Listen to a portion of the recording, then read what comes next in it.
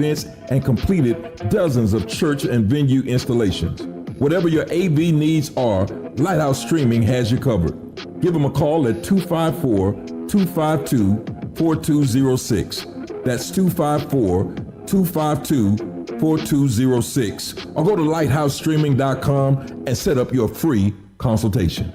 Central Texas home for sports. It's Centex Sports Network and Infinity Sports. KWBT-FM, HD2 Waco, Temple, Killeen, Fort Cavazos. The new leader in sports in Central Texas is Centex Sports Network and Infinity Sports. Holy Jesus. What is that? It's time to get in the game. Do you know what time it is? Tune in to Primetime Sports Talk with Jalen Gillis. To me, you are nothing. Your go-to source for breaking sports news in Central Texas and exclusive Dallas Cowboys coverage. Start it up, let's go. Catch us Monday through Thursday from 5 to 7 p.m. on the Centex Sports Network and Infinity Sports. What's going on, everybody? Welcome back into Centex Prime Time here on this Monday afternoon. A little bit chilly outside as all of our folks here in the Central Texas area. I know you guys are all bundled up because here in Texas, once it gets below about 50, we act like it's about 10 degrees outside. But I want to wish everybody a happy Monday out there. Welcome back into Centex Prime Time. I am your host, Jalen Gillis, getting ready to take you through the prime time topics in sports, not just in the Central Texas area, but from all around the nation. This will probably be my last time saying it, but Happy New Year's to everybody out there. 6 days in, I don't know what the last day is to start and stop saying Happy New Year's, but I'll say it one more time to everybody. Happy New Year's out there to everybody. Everyone is back going to work on this Monday. As we're shaking off the holidays, everybody got a lot of time off over the last couple of weeks, and now we all got to shake off the dust and get back in the routine as we all start heading back into work and stuff.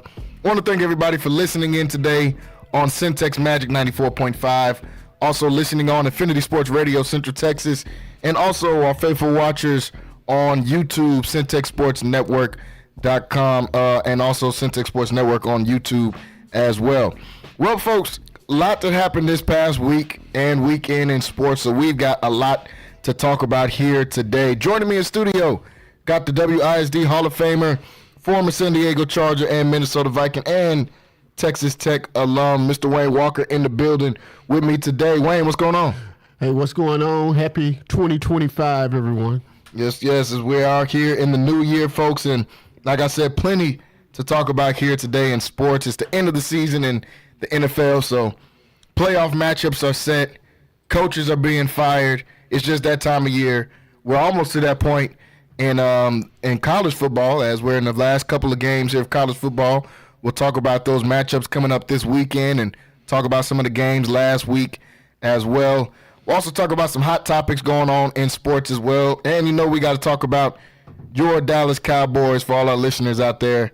Plenty of Cowboys fans. And, of course, as always, they found a way to make a little bit more news, and we'll talk about them a little bit later on in the show. Well, we're going to get right to it, folks. Last night, the only meaningful game, honestly, on the Sunday slate of games was the Sunday night game that ended up being a good game. The Detroit Lions versus the Minnesota Vikings, as they played for the number one seed in the entire NFC yesterday on Sunday Night Football in front of the world, in front of everybody. And the Detroit Lions showed up, and they did not disappoint in this game at all. Detroit comes out with a victory, 31-9 against the Minnesota Vikings. Both teams coming in at 14-2, best record in the NFC. Detroit ends up earning the number one overall seed in the NFC after coming out with a convincing win over the Minnesota Vikings. In this game, Jared Goff, 27-33, 230 yards and a touchdown, 2 picks. Jahmyr Gibbs, who was the star of the show, 4 total touchdowns, rushed for 3 touchdowns, 139 yards, also caught a touchdown, 5 catches, 31 yards, and a touchdown as well. On the other side, Sam Darnold, who started to look like a little bit of Sam Darnold of old last night, as you could say. Didn't look like the Sam Darnold we've been seeing all year. That's gone 14-3. He went 18 for 41, no touchdowns, 166 yards. Justin Jefferson only 3 catches, 54 yards in this game on 9 targets. The Minnesota Vikings, they had multiple opportunities to score. in this game. They didn't score a touchdown in this game, only 3 field goals, multiple opportunities to score. I think at one point they had 6 straight incompletions on the goal line as they had a chance to be able to punch it into the end zone, I think right before the half. Unable to do that, and the Detroit defense stepped up in a huge way. They got pressure on Sam Darnold. They frustrated their wide receivers and Jordan Addison and Justin Jefferson. They just made it tough on them all game. They honestly gave the Minnesota Vikings a taste of their own medicine, and kind of what Brian Flores has been doing to teams all year long. They reversed it on them and did that to the Minnesota Vikings. So they come out with the win, 31-9 in this game. They clinch the number 1 seed in the NFC. They get the bye week that they much needed. I think their bye week was week 5 earlier in the year. And I know, Wayne, you'll know better than us. The teams hate to get those early bye weeks because now you got 10, 15 straight games after that. They had an early bye week. So now they're going to get a bye and get to catch up on some rest. What was your thoughts about this game last night? Detroit coming out with a win over Minnesota. Well, it was a really, really big game. Like we said, I actually picked Minnesota in this game. Yeah, so did I. I thought that the Detroit defense was awful, had been awful up into that point, and teams were scoring up to 35 points per game on them. But what they did last night, they changed the whole plan. They changed the whole recipe, and they gave everyone else the ingredient to kind of beat Minnesota. Mm-hmm. And what they did was they actually played cover 0, rush 7, and played man-to-man around the board. I mean, bump and run in your face. And as we know, the NFL is a copycat league. Yeah. So going forward, that's what they're going to have to face because they couldn't adjust to it. They did nothing to after halftime to adjust to the bump and run, and played an outstanding game, and now they got home field advantage throughout the playoffs. So.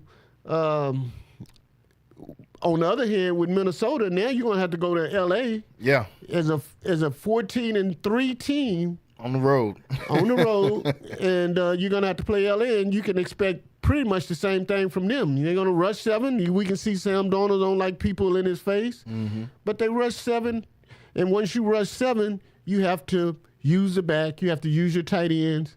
It throws the timing off for the receivers because now you got guys bump and run. You're not running down the field freely, so now you have to adjust. And they had a hard time adjusting to that, and that's the reason we're talking about the Detroit Lions as division champs and having home field advantage throughout the playoffs. Yeah, this game made me look at Detroit in a different light. It really made me look at both teams in a different light because I thought Detroit, despite how great their offense was, just too many injuries to overcome. Still, I think 10 people on IR on just the defensive side of the ball last night and still finding a way to come out here and come out with victories over and over. They do it last night. Like you said, they switch up their defensive plan, and they decided, hey, we're going to get in the face of Sam Darnold. We're not going to give him any time. Amik Robinson, who's been playing against Justin Jefferson since high school at corner, played against him in college. He was at Louisiana Tech when Jettis was at LSU. And now again here in the pros, man, that dude earned himself some extra money. Amik Robinson, I think he's a guy that got drafted top 3 rounds, so projected to be a good corner, but was part of the casualties that happened in Vegas when they got a lot of guys out of Vegas. And he's resurrected his career, in my opinion. And, man, they've given out the blueprint, like you said, to everybody else on how to beat this Minnesota team. And you have to give AG, which is Aaron Glenn, guy from Texas A&M, a lot of credit, man, to go with that because – once you're thinking you're playing against the best receiver in the league and Justin Jefferson, I mean, man, you don't think they'll be able to do that, but they did. They did it successfully, and man, Aaron Glenn came up with a heck of a plan, and that's why they're moving on right now, and that's why they have home field advantage. And like we said, they gave everyone else the blueprint. Yeah. How to really focus in on these guys and able to stop them. Yeah, looking at the first off to your point about Aaron Glenn, that's definitely a great point. Aaron Glenn is a guy that kind of, because of the injuries to Detroit's defense, kind of got washed out of those big names as far as head coaches coming up in the offseason. And we'll talk about some of these coaching vacancies coming up here later on in the show. He's a guy that kind of got washed out of that because their defense started to underperform, really just because of the injuries on that side of the ball. Right. But he is a guy that should definitely be at the top of most people's list as far as how he's a leader of men, how he can scheme up defenses. I think Aaron Glenn should definitely be up there for a candidate as a head coach coming up in this coaching cycle in the offseason. And then looking at the Minnesota Vikings on their side of it, I mean, it's a 14-3 team. It's hard to say that anybody is an underdog or maybe doesn't have the advantage going into the playoff when you won 14 games in the NFL. We know how hard that is to do. But one of those 3 losses is to the Los Angeles Rams that they played earlier in the season. They caught Minnesota on a short week and were able to come out with a victorious in that game. My thing is, I think they've got the guys to be able to play how this Detroit Lions team just played. They've got guys in that front 7, if nothing else. They got a Jared Verse that they got out of Florida State that's had a phenomenal season. Just got named to be a Pro Bowler, matter of fact. They've got some other guys up there on that front 7. I think Leonard Floyd is still out there. They've got some playmakers on the backside in the DB room that can make some plays, and they can play some bump and run coverage. So, man, that's going to be a tough game coming up for the Minnesota Vikings. And it almost takes away some of the momentum. You go into this game after riding high, after beating Green Bay. Sam Darnold throws for 300-plus yards. Then you come in here and kind of get beat on a little bit by the Detroit Lions. Now you got to fly across the country to Los Angeles and play against one of the best quarterbacks in the league and one of the most high-potent offenses in the league as well. Yeah, that's a great point as well. I mean, they lit them up the last time. Mm-hmm. I mean, and that's a Brian Flores defense that so he's going to have to make some adjustments as well. But as well, Detroit gave them a little piece of something that they can take with them. Mm-hmm. If you have an explosive back at the backfield and you running off tackle and you cut back, then they can be beat. You throw into the back after backfield and you got a guy that can catch the ball, they can be beat. Yeah. That's what was successful, and that's what they did last night to offset what Brian Flores was doing with his defense. So Jamar Gibbs had a 4-touchdown game last night. Yeah. And so if you have a dynamic back or explosive back, you can also do some things on Minnesota's defense. So it's too close to really say what's going to happen, but LA has the home field advantage. Yeah. And they have a recipe or the ingredients to go in and do some of the things that that Detroit was able to do last night. So, I mean, I'm looking forward to that game, and then we'll see how it goes. Yeah, I mean, and when they played the first time, I think that was the first game that Puka Nacua and Cooper Kupp had played all season together. And Puka Nacua in that game, 106 yards. Cooper Kupp had a touchdown, 50 yards in that game. And you talked about the running back being able to slice up this Minnesota defense. They have a running back that's comparable to a Jahmyr Gibbs and a Kyron Williams, who's an extremely underrated running back in the league right now. And, man, and then you're looking at Matt Stafford on the other side. So, yeah, it's going to be tough sledding for Minnesota going forward. Even if you win this game in L.A., you're going to have to fly back across the country again after leaving L.A. and play on a short week and play on a Saturday in a divisional game if you're able to win this game. So, and you're talking about a hot LA team that's been winning, that's been trying to get in the playoffs, and it was decided last week that they finally played their way in. But you're talking about a hot LA team that's won the last 3 games, I'm thinking. And so we'll see how it goes. It's at this point, everybody is 0-0. So we're starting a new season, and everybody is trying to get to the Super Bowl. And then that NFC that we're talking about, most of the teams are hot weather cities or in a dome. So the weather elements won't be a factor in any of those games. So because they're all dome fields, or you going to Tampa Bay, and that's the only team that I think that's really outside. Tampa Bay. Yeah, everybody else is pretty much playing in the dome.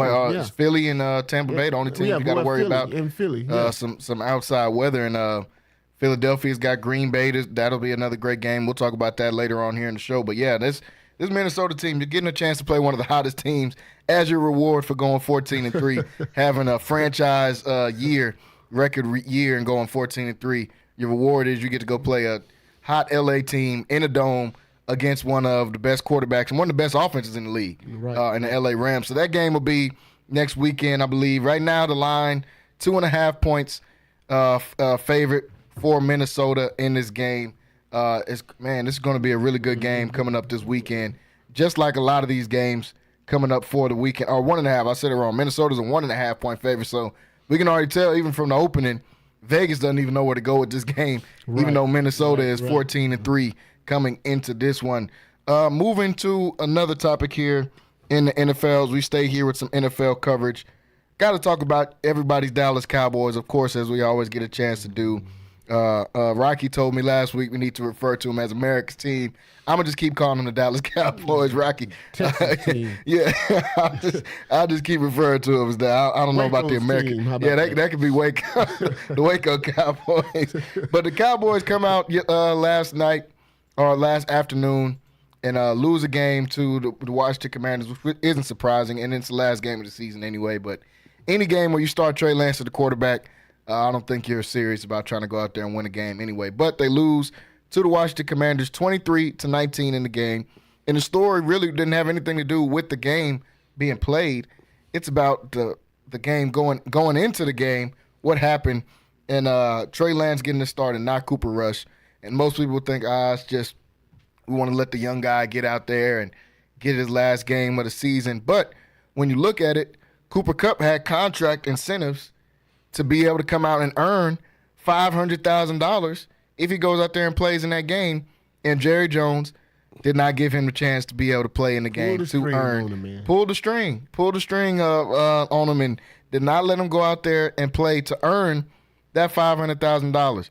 Now, we've seen people like Mike Evans get a chance, even on the last play of the game, when the game was won, to go get his 1,000 yards and earn an extra $3 million. I mean, that's how you're supposed to treat your star players. I know Cooper Rush isn't a star player, but that's how you treat your guys whenever it's the last game of the season, and they got these extra contract incentives. On the other hand, Jerry Jones, who says he didn't know about Cooper Rush's contract incentives to be able to play. The contract incentive was if he plays 55% of the snaps for the Dallas Cowboys this season, he gets an extra $500,000 on his contract at the end of the year. He had played 52.5% of the snaps this season going into yesterday, and if he would have played probably just half of the game, I think, he would have went over that 55% mark, and he would have been able to cash in on an extra $500,000. Jerry Jones says he didn't know, but he does not get to start. Trey Lance plays. Cooper Rush doesn't even get the opportunity to go out there and try to earn that extra $500,000. Now, the Cowboys have been in the headlines all year, as they always are, for multiple reasons. The Dak contract situations, the Mike McCarthy situation with his coaching job that we still don't know what's going to happen there. Then you see stuff like this come out, and Jerry Jones, even though he told us at the beginning of the year he's part of every deal and he knows every part of everybody's contract. This is what he told us out of his own mouth. He knows every part of everybody's contract. He's doing all the deals. Nothing goes by his table that he doesn't know about. But now when Cooper Rush has a chance to cash in on an extra $500K, we're going to sit him and we're just going to play the young guy and Trey Lance. Even though you could have played Trey Lance 2-3 weeks ago. You could have played him when Dak got hurt. You knew you weren't going to win. You knew Cooper Rush wasn't going to give you some ultimate edge to be able to come out there and win. You could have been playing Trey Lance for 4 or 5 weeks. But now you decide to play him whenever Cooper Rush has an opportunity for a contract incentive. And, Jerry, if you're the GM, there's no way you don't know that because somebody in the building is telling you, hey, here are all the contract incentives. It's Week 18. If you're not worried about playoff seeding in Week 18, even if you are, the number one thing on the board is contract incentives and what players have going into this game. So, Wayne, what do you think about this when the news came out about him not playing Cooper Rush in this game? Of course he knew. He signs off on every contract that's signed with the Cowboys. Yep. So why don't you know? We know. Everybody else in the media knew. Everybody. So he knew as well. And to your point, Trey Lance should have been playing once they knew they didn't have a chance for the playoffs, when that was decided. So, man, it's one of those things that teams pull when they know they have to pay some extra money. You know, a guy needs a couple of passes to get 1,000 yards, or a guy needs one catch to get $250,000. I know Van Noy went out, and for each sack that he got, it was $250,000, and he ended up getting 2 sacks yesterday, Sunday. So, Saturday. So, of course you know, because you have someone that's telling you and that's looking at all of this. And if you're the team owner, you're the general manager, and you sign off on every contract, yeah, Jerry, you did know. You had to know. Yeah, you of course you knew.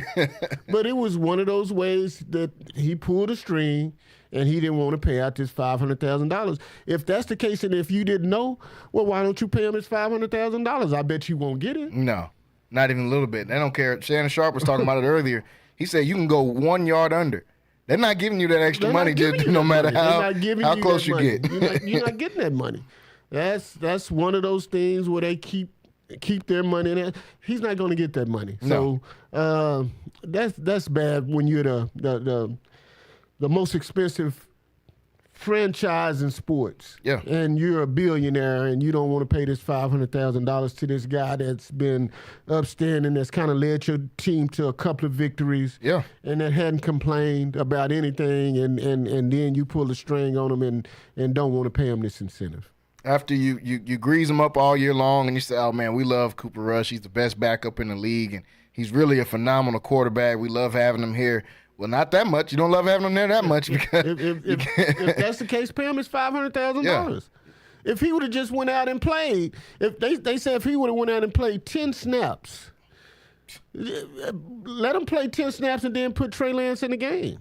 The score was 6-3 at halftime. Right. Cooper Rush could have got you to a 6-3 halftime lead with this offense, no matter who was going out there and playing. But you couldn't even give him just the first half to be able to go out there and earn that. And it's just more news about the Cowboys and how they decide. I'm sure Jerry is going to give us a. Well, they're on vacation now. Yeah, they're on vacation now, so it's we won't get as much news about them until at least a couple of weeks after this playoff run is over with. And I'm sure Jerry will give us a full explanation on the radio. He does his radio show every Tuesday morning with those guys up there at 104.9, I think, in Dallas, or 105.3 in Dallas, and I'm sure he'll try to give us a full explanation about it. Before we go into a quick break, I want to talk about some of these coaches that have been fired right now, and one of them being Gerard Mayo. That kind of took me off guard of Gerard Mayo getting fired as the head coach at the New England Patriots after 1 year with the Patriots.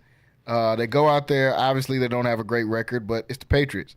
Do we expect them to come out here and have a great record? Okay, they went 13-14 on the season.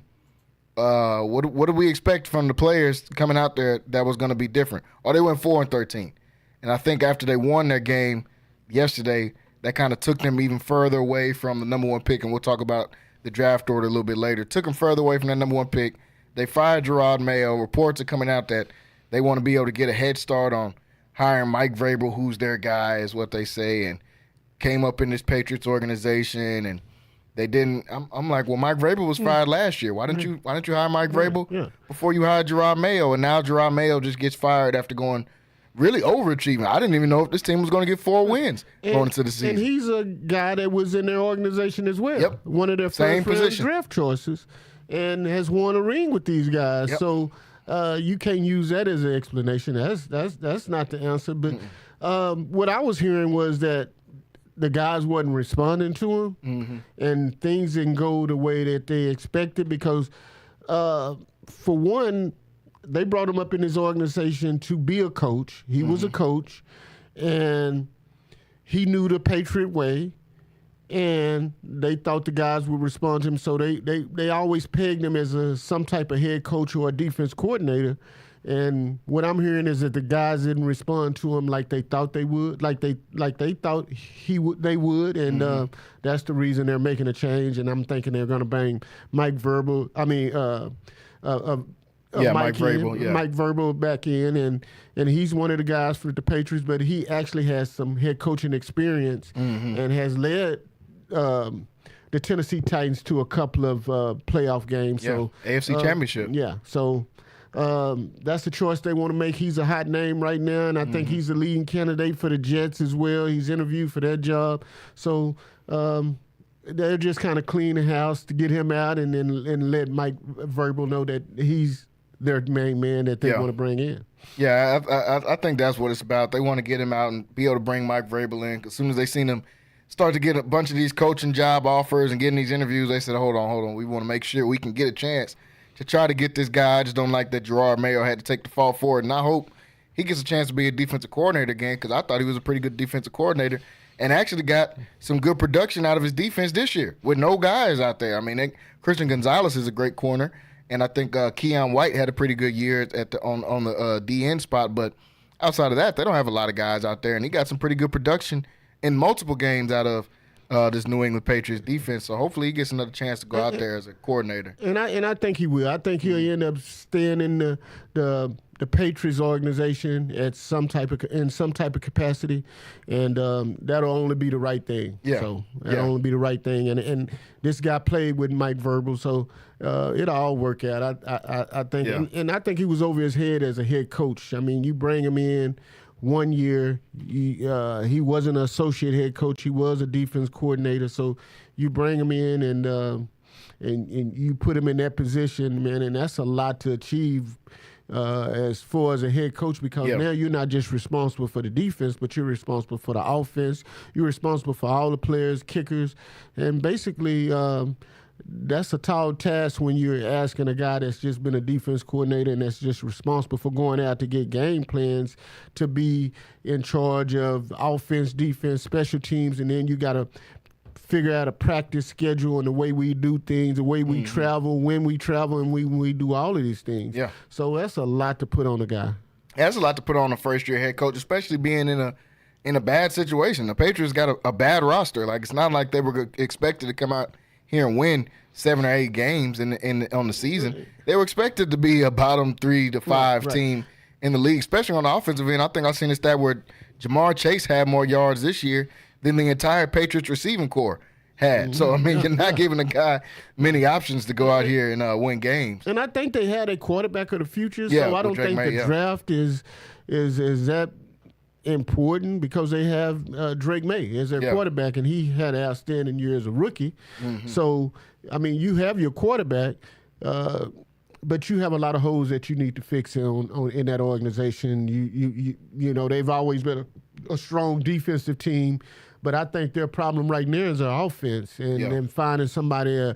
They don't have an explosive running back, and they don't have explosive receivers, and you have to have that to be successful in the NFL, and they just don't have that. Yeah, you got to have that to have some success in the NFL, and so the coaching carousel is going on right now. We're going to start seeing more and more coaches fired. We're going to see coaches hired. It's just that time of year. Cowboys fans still have a question mark over their heads. They don't even know what they're going to do with their quarterback. Apparently, Mike McCarthy has got interest in going to Chicago and going out there with that team. And, you know, there's just all type of stuff going on. The one good news I can say about the Cowboys right now is that the Giants said they're not going to fire their GM or their head coach, and they're going to keep Brian Daboll and their GM. So that should be good news for the Cowboys fans. Cause and now they're fighting for third in that division, because the Washington Redskins have gotten the Commanders. The Redskins when I play. Yeah, for sure. But the Commanders, they got their quarterback of the future who's led them to the playoffs in his first year. And, you know, Philadelphia is at the top of that division.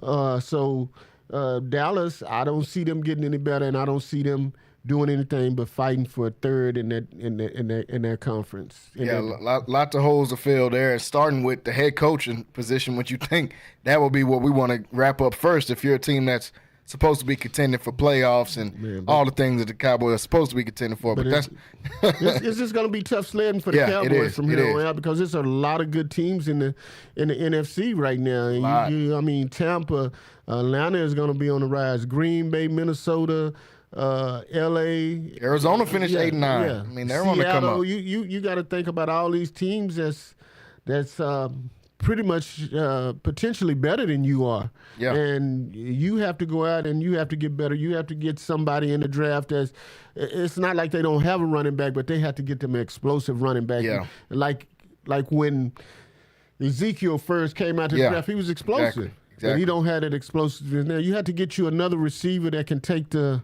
burden off of CeeDee Lamb, and you need an explosive. You need a big-bodied receiver that can go out and possess the ball. and you need a line that can block. So they have so many holes to fix with the Cowboys. I don't think they'll be relevant for the next couple of years. But you have to start doing that, and then they don't have a way to do it because they don't have the cap space to go out and get these players. So they're going to have to build through the draft, and they're going to have to find the right players that can come in that's young and play and that's going to make a difference. So for you Cowboy fans out there, it's going to be a long time before you see the playoffs again. I can see you right back in this place again, talking about the Cowboys again and them going home and taking vacation a little early. So I think when they had Jason Garrett, they had, 3 straight seasons of 8-8. I think this is kind of reminiscent of what we'll kind of see coming up, especially if they re-sign Mike McCarthy to come in there as a coach, because I don't think anything's going to change if they do that. You got to, but that's the point. I don't think Jerry really wants change like that. So honestly, I don't think he cares. I think he wants Mike McCarthy back in there. He can say and do what he wants. He can do all his interviews, talk about whoever he wants to talk about, and say that I'm the GM. If something happens good, he's gonna say I'm good. Something happens bad, he's gonna say, well, Mike McCarthy's out there. So I think they're right in the spot that Jerry Jones wants it, man. But Cowboys, like you said, man, we can talk about them all day. They got a lot of things to talk about, and we got all off season to be able to talk about them now that we're going into the playoffs. Folks, we got to take a quick break. When we come back, got to talk about a couple more of these games. We got to talk about the wild card weekend, wild card matchups. We got the matchups set for this weekend. We got college football playoffs this weekend as well on Thursday and Friday. A lot to talk about here on Centex Primetime. Got to talk about this what Tyreek Hill had to say in the media yesterday after the Dolphins got eliminated from the playoffs. So plenty to talk about here on Centex Primetime. Stay tuned and stay locked in. We'll be right back after this short break. Central Texas home for sports. It's Centex Sports Network and Infinity Sports. Catch all your in-depth sports analysis with the best. The hottest sports show in the evening is Centex Primetime, hosted by Jalen Gillis. Act like y'all. Weekdays 5 to 7. This is the Central Texas #1 leader in sports. Centex Sports Network. That's right, sports fans. We can talk about sports. And Infinity Sports. Hey guys, it's Rocky and Keisha, and at Prosperity Tax Service, we're all about convenience. We get it. Life is busy. Your time is valuable. That's why we've streamlined the entire process to be as hassle-free as possible. No more sifting through piles of paperwork or spending hours at an office. With Prosperity Tax Service, you can handle your taxes from the comfort of your own home. Your financial data is in safe hands with us through our secure and user-friendly customer portal at prosperitytax.com. It's your one-stop shop for all things tax-related. Log in anytime, from anywhere, whether it's from your couch or on the go. We are experienced tax professionals, well-versed in handling a variety of tax situations. Receive genuine assistance and competitive pricing from real tax professionals who've seen it all. We're marking 2 decades as a community-based enterprise here in Waco, Texas. So call us at 254-235-5662 or log on to www.prosperitytax.com. Thanks, guys. Lighthouse Streaming, a full-scale media agency and your go-to source for all things audio and video. Is your church long overdue for audio and video upgrades? Call Lighthouse Streaming for a free consultation. Does your corporate or church event need audio or video production? Don't stress. Call the guys at Lighthouse Streaming. In business since 2017, Lighthouse Streaming has produced hundreds of live events and completed dozens of church and venue installations. Whatever your AV needs are, Lighthouse Streaming has you covered. Give them a call at 254-252-4206.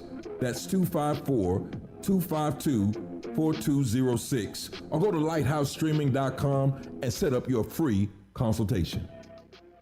NSJ Event Co., one of the premier event designers in Central Texas and a Centex Sports Network supporter. Voted Waco Awards Event Planner of the Year 2021, NSJ Event Co. is your go-to source for event planning. Whether it's your next baby shower, birthday bash, wedding, or retirement party, NSJ Event Co. will bring out the elegance, class, and style your event deserves. Call NSJ Event Co. at the number on the screen or scan the QR code to schedule a free consultation. NSJ Event Co., where the party lady takes care of all your event needs.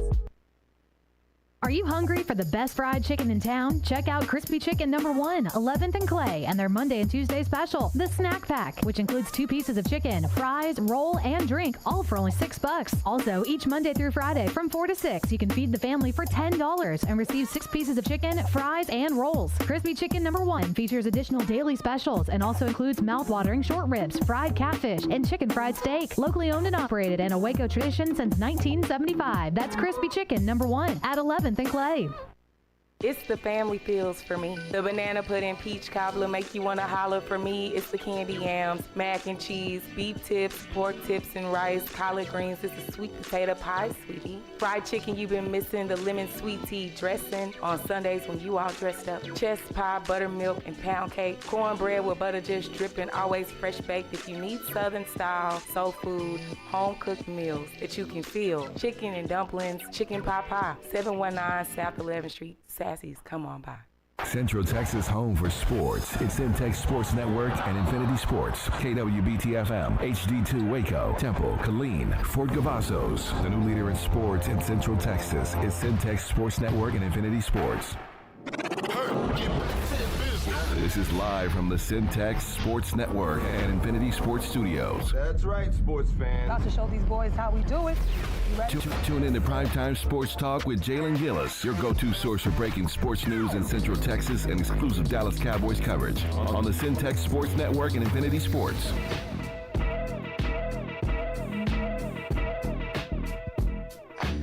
Welcome back into Centex Primetime, everybody. Happy Monday to everyone out there on this chilly Monday afternoon here in the Central Texas area. I want to thank all you guys for listening in to me today here on Centex Primetime. Still joined in studio by Wayne Walker as we just got done wrapping up talking about, in the first part of the hour, the Lions getting the #1 seed in the NFC. We talked about Cowboys and them not giving Cooper Rush their incentives, and talked a little bit about some of the coaches that got fired. Gerard Mayo is out as head coach in New England after 1 season already. They're back into the coaching search.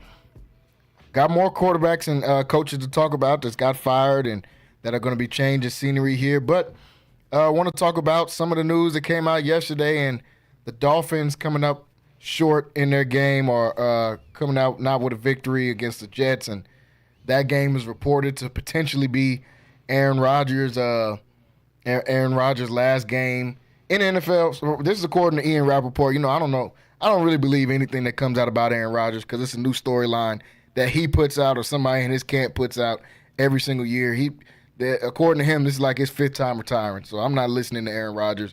When he says I'm hanging it up is when I'll listen, maybe, because he might do a Brett Favre and come back out of retirement and then come back. So, but that was supposedly his last game. So I knew the Jets were going to come out with a win. Matter of fact, I text some of the people that I know get on some of these betting sites, and I said, hey, take the over on Aaron Rodgers.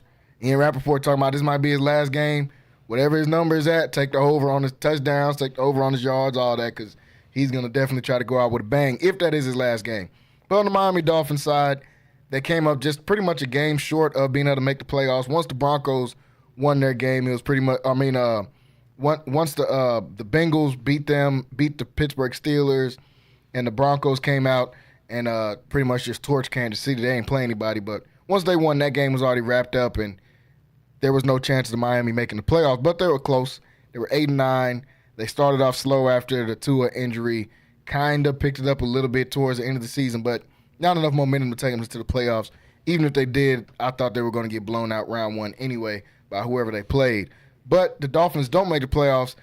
Tyreek Hill, who also didn't reach 1,000 yards for the first time, I think, since his rookie year, didn't reach 1,000 yards. His first time not making the Pro Bowl, I think, since his rookie year. This is his lowest production as far as catches, yards, and touchdowns. Only 6 touchdowns on the year since his rookie year. He came out and had a lot to say about how he felt about this Miami Dolphins and how he felt about not getting 1,000 yards. I'm going to play a clip here and let you guys listen for yourselves on what Tyreek Hill had to say yesterday after the loss. How do you feel about not getting to 1,000 yards this season? Man, it is what it is, man. It's life, man. You know, I feel like at the end of the day, there's a lot of things that, you know, I need to reassess about, my career and, just see what I need to do, to continue to get better, as a player, so I can continue to reach that 1,000-yard mark. So it is what it is. What do you think is the biggest reason the team finished 8 and 9? I would say for me, man, as a captain, it was a tough season, man. It sucks, man, missing QB1, man. It really hurts a lot, man. Not having him, but Snoop did a great job of filling in whenever he learned the offense, getting us going. But whenever you're missing, your franchise player, man, it kind of sucks. So. As a captain, what is the message you have to these guys in the off season if you don't feel this at the end of the season next week? I don't even know, bro. This is my first time I haven't been in the playoffs, man. So, I mean, for me, like I said, man, I just got to do what's best for me and my family, dog. If that's here or that's wherever the case may be, man, I'm finna open that door for myself, dog. As I'm opening the door, like I'm out, bro. So it was great playing here, but at the end of the day, bro, I got to do what's best for for my career and what's best, because I'm too much of a competitor to be just. Does that mean you're out there? Mean you're thinking about leaving here? If it is, hey, yes. So that was Tyreek Hill's comments yesterday after the loss against the New York Jets. He came out and said that, he had a lot to say. And I wanted to play the full clip so people could get the full context, because all day today on TV they just played the last part. But I wanted to show the first part of the clip to kind of show how he contradicted himself and saying, I'm out of here and we can't even make the playoffs. But you spent the whole first part of the interview saying, well, if you don't have your QB1, it's kind of hard to go out there and win games and to be able to do anything. But then by the end of it, you're saying, I'm done here, I'm out. He said, I got to do what's best for me and my family, which doesn't make any sense because Miami gave you a 4-year, $120 million contract. I think that's the reason you left Kansas City, because you were doing the best for your family and get more money. Kansas City couldn't give you 4 years, $120 million. The Dolphins could, but now that you're not winning, you got to do what's best for your family. I think you're doing what's best for Tyreek, which isn't a problem. But don't try to put that on your family of, I just got to do this to make – you're going to make the most money in Miami. You're making money. There's no state taxes in Florida. You go to New York or something, you're going to get half of what you've been making down there in Miami. You come out and say that, like you said, your QB1 wasn't there, but now you want out. Then when they asked him, do he want out, after he already said, I want out, he just walks off and leaves the interview. So I don't know what's going on with Tyreek Hill. Am I shocked about this? No, Tyreek Hill is always saying something kind of crazy, honestly. I think should he have said it right there in the locker room 5 minutes after the game, after you just realize you're not making the playoffs and you're in here with the rest of your teammates? No. I think he's got his own podcast. He's got multiple things. Everybody's got Twitter. Could have got on Twitter and said, hey, I'm trying to get out of Miami. Regardless, whatever you're trying to do, I don't think the locker room was the right place to say it. But he comes out and says that pretty much trying to force his way out of Miami. And the part on top of that they didn't talk about in the interview is in the fourth quarter of the game yesterday, he didn't check in. They told him, hey, offense back on the field, let's get everybody in. He refused to go into the game. This is the second or third time I think this year that we've seen that happen. I don't know why that's been happening so much as of late. Maybe Wayne can allude to that, but he came out and didn't check in. He didn't even check into the game when they said it's time to go check in the game. Didn't play in the fourth quarter. Mike McDaniel had to come out and get asked, hey, why didn't he check in the fourth quarter? He pretty much said, I don't know. I don't know why he didn't check in the fourth quarter. They just came and informed me that he wasn't going into the game in the fourth quarter. And he said, at that point, I got to keep coaching the team. I can't go and try to talk to Tyreek and figure out what's going on. It's the last game of the season, last quarter of the season. I'm going to coach the game. So Tyreek Hill's got a lot going on here. Wayne, when you hear this interview and then hear about the news of him not going in the game and now he's asked for a trade, what's your thoughts on this Tyreek Hill situation? I mean, just frustrated, frustrated. I mean, like the guy said, he's a competitor. He left Kansas City, a team that's been to the Super Bowl every year since he's left. Yeah. And he left because he had to make a decision for his family. And he knew where he could go make some money. Yep. And he went and got the money. So he has a ring. when he played in Kansas City, and he was in the playoffs or in the AFC Championship game every year. And then you go to Miami and you get the highest paid contract for a receiver when you originally went. So he's made the money. Yep. But now it's time to get back into that where you wanna win.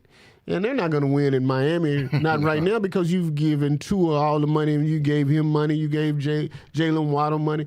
They got the pieces, but if you don't have a quarterback that can stay healthy, and he's been dealing with concussion problems too, then you're not gonna be relevant in the AFC. You're not going to get to the playoffs. Yep. And you need a defense as well. So they have a lot of things that they need to fix as well. But I think it's a long off season. He'll have a lot of time to think.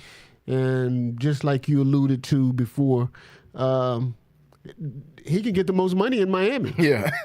So why are you leaving Miami? I mean, you made that decision to go there, and they weren't relevant then. So you thought that they could get to the playoffs, and you thought they could get to the Super Bowl when you made that decision to go and sign there. Yep. So you should still feel that way. And, I mean, you just don't give up on your boys. And the point about him not going into the game yesterday, you got a bunch of spoiled athletes now. Man. And, and especially when it's one of your superstars. And really, you cannot handicap him and say, well, I want him off the team. I don't want this guy to be a part, because you know at that point somebody's gonna give him a chance because he has that one thing that's only God given, and that's speed. I mean, you're blessed with that. It's two things that you can be that's God given, and that's size and speed. Yep. Everything else you can kind of work on, but you can't work on speed. You can't get faster. You can get bigger, but if you already big, you can't. Size and speed are the two things those two things that are God given, and he has one of them, and that's speed. So he'll always have an opportunity and a chance to play. So it's nothing that Mike McDaniels can do about that. He's just one of those spoiled athletes. But you have a long off season, and the organization will go and talk to him and tell him how important he is to that organization. Want to re-up with him and give him some more money, and he'll be okay. Yeah, I think Tyreek Hill will be okay at the end of the situation. I think a lot of emotions are high. It's the last game of the season. You just lost. Like he said, he's never missed the playoffs before in his career. So I think his emotions were a little bit high, and he had a lot to say there. And they'll probably talk it over with him, try to smooth things out. Everybody's going to take vacation. They're going to decompress. The problem isn't Tyreek Hill on this, as far as at least with the team. The problem's not Tyreek Hill. The problem is the entire team in my situation. I think the Dolphins are another one of these teams that got to figure out, where are we going as an organization? Are we going to elevate and go to be a playoff team? You got questions to answer at quarterback. I know everybody's saying, well, Tua, he can't control the concussions. The thing is, Tua was injury-prone in college. He's not going to get to the NFL and get un-injury-prone. It's just everybody's bigger, stronger, faster, and hits harder. Well, when they made that decision to give him that big contract, I really think it was a mistake. Yeah, I do too. I mean, because you have a guy that had never stayed healthy. You gave him this after he had sustained 2 or 3 concussions. Yep. So his zest for the game is there, but injury may keep him off the field. Injuries may keep him off the field, and he's one concussion away from being done. Yeah. I'm thinking. He is. So that decision to give him that big contract was, I think, a mistake in my opinion. But they had the money to do it, and they thought that he was that franchise quarterback and he can stay injury-free. So now they have to live with that decision. So now you don't have the cap space or the money to go out and pay another guy to come in and do it. You're going to have to go get a guy off the streets. Yep. So that's what they've been tasked with, and so that's what they're going to have to live with. And hopefully Tua will come back, and when Tua's on the field, they're one of the most explosive offenses in the league because they have everything. They have everything. They have the skill set. They have everything on offense. They need to work on that defense, and they need to keep Tua injury-free. Yeah, I think they just, like you said, they paid the wrong guys, unfortunately, and it happens a lot in the league. You go out there, it's a gamble. You pay these guys and expect, hey, are we going to be able to cash in on this? And it didn't work because they paid Tua, but they also paid Tyreek Hill. They also paid Mostert a little bit of money. They also, on the defensive side, you trade and pay a Jalen Ramsey. You trade and pay a Bradley Chubb. I mean, they traded for a lot of guys. Like go and sign Jordan Poyer in the offseason from the Buffalo Bills. They made a lot of moves, and it just didn't work. So at this point, where do you go from here? Are you going to go up from here? Or are you going to go down from here? I'm not sure. That kind of cap strap, like you said, once you give a quarterback $250 million, it's not, and a receiver $120 million, not a lot of moves that can be made outside of that. I think Jalen Ramsey's getting like $18 million. Bradley Chubb getting like $20 million. And they played Jalen Waddle. Yeah, Waddle too. Yeah. And then you got Achane on the back of that. That's probably finna be up for a contract. I mean, he's still on his rookie deal, but this guy played above his contract and what he's getting. So. Yeah, a lot of decisions to be made out there. And then I talked about not being a fan of Tua. I'm not a fan of Mike McDaniel. I think he's kind of offsetted this culture that was in Miami. First of all, y'all fired B-Flow for no reason. Y'all fired Brian Flores for whatever reason y'all had because he just said, I don't want to tank. And you bring in Mike McDaniel, supposed to be the guru. And you're Mr. Guru out there. You lose your quarterback, and you can't even score 10 points consistently. But you're an offensive guru. So, it's a lot of questions that got to be answered out there in Miami. Looking at some of these other contract incentives and other things, talked about it a little bit last week after you were on the show, I believe, Wayne, and they're going to they sat Saquon Barkley and didn't give him a chance to be able to hit that record mark in the game. And, I was on here with Sid Eigerhart, who's a Philly fan, and they said, hey, they're doing the right thing. We got to be thinking about playoffs, and we got to be thinking about can we go to the Super Bowl. My thing to that is, you better win the Super Bowl. If I don't get a chance to break a record that ain't been broken 30, 40 years, we better get to the Super Bowl. Because if not, then that was all for naught. I think he could have went out there and got that record maybe in the first half of the game, maybe a quarter and a half, probably in a quarter. I seen a couple running backs tweeting out saying, man, Saquon Barkley probably could have got that record in the first quarter. They're playing the Giants. Exactly. And you didn't give him a chance to even attempt to go for that record. And Saquon's face when he was talking about it, he didn't look thrilled about it. He was just like, I'm doing the best for the team. They met and decided we're going to do this. And he wasn't too excited about it. You don't get this chance. There's a reason nobody's broken in 40 years because you're barely ever going to get the chance to break this. Right. So what was your thoughts on the Eagles sitting Saquon and not even giving him a chance to try to break that record? I think that's selfish on the Eagles' part, the organization. I think they sat down with him at some point and talked about it and talked about what was the most important thing. But for his career, for individual achievement, you get that guy that opportunity to go out and say, and I think if he would have pushed it, but he's one of those unselfish guys that says, hey, whatever y'all think is best, and I'll just go with it. But if he would have pushed it and said, hey, I absolutely want this record, then I think that they probably would have. But like I say, they probably had this conversation with him and said, hey, we don't want you to play, but if you want to play, then we'll go through with it. But at that point, I think he was like, well, no, if you think it's best for me to sit down, I'll sit down. And they kind of made that decision for him. Yeah. But like you say, a 40-year-old record, man, what an achievement that would have been for him. And no one ever gets this close to it or really has that shot and chance of going out and breaking that record. And so, Eric Dickerson, you'll hold on to that record for another probably about 10 more years. Honestly. Because I don't see anybody else coming close. I mean, especially this day and time with teams passing the way they are, and then the quarterbacks being that other guy that runs the ball. So you have multiple guys that run the ball, and now that we're in this new phase of professional football, the quarterbacks are using their legs more and more, so it takes the pressure off that running back. And so, I just don't see it happening for a long time again. And this was the guy that had the opportunity to go out and break that record. And I feel bad for Saquon because that would have been a big achievement for him individually. Yeah. I mean, it's a huge achievement. Like you said, it's a 30, 40-year-old record. It's the reason people don't get that close. And you said another 10 years is probably accurate because the last guy that got that close to it, in my opinion, was Adrian Peterson, and that was in 2012. Right. So that was over 10 years ago. So we might have to wait another 10 just to see a guy even get close to being able to break this record, even with the extra game. I understand if he would have broke it.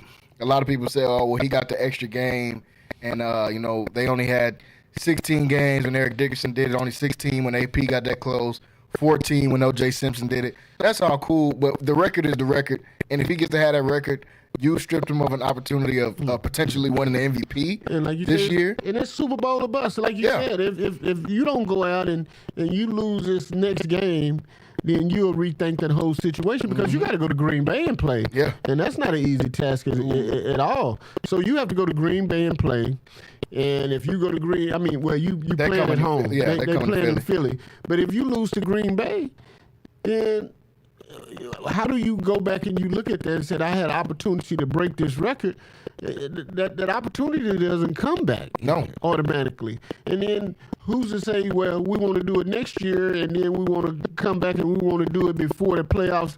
You just don't know what's going to happen. You're only as good as your last play in the NFL. You never know what's going to happen. Nope. And so when you play football, you just want to go and play football and you want to be out there on the field. So I think they should have gave him a shot at going out and left that up to him to just really determine if he wanted to go out. And it's an achievement for the offensive line. Yeah. It's an achievement for the organization as well. So I don't understand why you don't go out and just try to get him this record in the first quarter and just put a cap on it. Say, hey, we're gonna try to do it all in the first quarter. We're gonna give you the ball, 15 times, and you got 15 times to get it done, and that's it. And then you know what you have to do. But it didn't happen that way. They set him, and we'll see what happens in the playoffs. Yeah, they don't give him that opportunity. Dude's averaging 6 yards a carry. I think you're only going to need about 2 quarters. They're playing the Giants. It's not like they're going out there and playing against some world beaters. They're not playing the Chiefs. They're playing against the Giants, man. And the team that let him go. The team that's the team I want to break the record on. Man. Is because this team didn't believe in me enough to give me a contract, and then I had to go somewhere else to do that. So now I want to come back and I want to break the record. I want to be petty like that. I don't. And like you said, being a nice guy is not always going to help you out. And say Saquon's been a nice guy his whole career. This is the time where he's supposed to go in and say, "Hey, this is my career. I'm trying to break this record, man. Let me go out there and play. Put me out there with the backup offensive line. I'll make it happen. If you're gonna say we don't want nobody to get hurt, cool. Put me in with the twos and let me go out there and see what can happen." They already took about 10 touchdowns away from him, which is the crazy part because I think Jalen Hurts got 14 rushing touchdowns. Saquon got 13. And we know, I think at least 10 or 12 of those rushing touchdowns on the 1 yard line. You already took about 10 touchdowns away from me. And you gonna take the record? And we playing a hot Green Bay team that we could lose to in the first game? Hey man, Saquon, I think you're being a little too nice to your new teammates in Philadelphia, man. You gotta come out there and say, hey, give me the ball, man. Let's forget about all this other stuff. Give me the football. Let me go do what I do. He's already an injury-prone back throughout his career historically. So if he was going to get hurt, he was going to get hurt. And sometimes things are meant to happen, and sometimes things aren't meant to happen. Yeah. So, but just to have the opportunity to be in that position to be able to go out there and break it is a big thing. Yeah. And I think you give that guy that opportunity. Yeah, you got to give him that opportunity. And so hopefully we'll see Saquon Barkley and the Eagles in the Super Bowl. If not, a lot of conversations are going to be had going into this offseason about what they should have done going into that last game. Folks, we still got plenty to talk about here. Coming up at hour number 2 of the show. Got more to talk about. Still got to talk about these playoff matchups. Still got to talk about these matchups in the college football playoffs as well. So stay tuned and stay locked in right here on Centex Primetime. We'll be right back after this short break. Central Texas home for sports. It's Centex Sports Network and Infinity Sports. Catch all your in-depth sports analysis with the best. The hottest sports show in the evening is Centex Primetime, hosted by Jalen Gillis. Act like y'all. Weekdays 5 to 7. This is the Central Texas #1 leader in sports.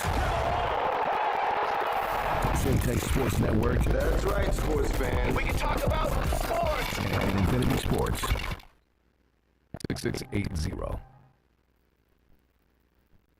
Go-to source for all things audio and video. Is your church long overdue for audio and video upgrades? Call Lighthouse Streaming for a free consultation. Does your corporate or church event need audio or video production? Don't stress. Call the guys at Lighthouse Streaming.